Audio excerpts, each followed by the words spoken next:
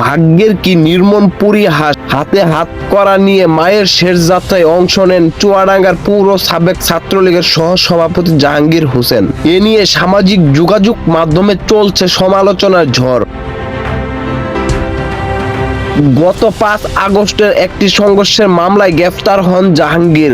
এরপর গ্রেফতারের পর থেকে কারাগারে আছেন তিনি। জাহাঙ্গীরের কারাগারে থাকা অবস্থায় তার মা মারা যায়। মায়ের দাফনে অংশ নেওয়ার জন্য পরিবারের আবেদনে 4 ঘন্টার জন্য মুক্তি পায় তিনি।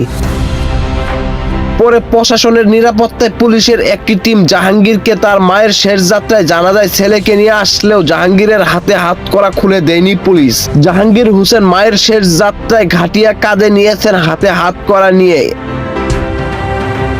হাতে হাত করা খুলে না দেওয়ায় তীব্র নিন্দা ও প্রতিবাদ জানিয়েছে নেটিজেনরা। কেউ বলছে ধিক্কার জানাই, সে তো আর দৌড়ে পালাবে না। মিথ্যা মামলায় গ্রেফতার করেছেন ভালো কথা, কিন্তু হাত করাটা তো খুলে দেওয়া উচিত ছিল।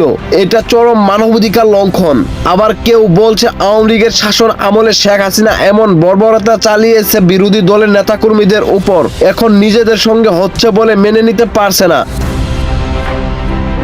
তো ভিউয়ার্স, আপনার কি মনে হচ্ছে জানিয়ে দিন কমেন্ট করে। আলোচনার কণ্ঠের সঙ্গেই থাকুন, ভালো থাকুন, ভালো রাখুন।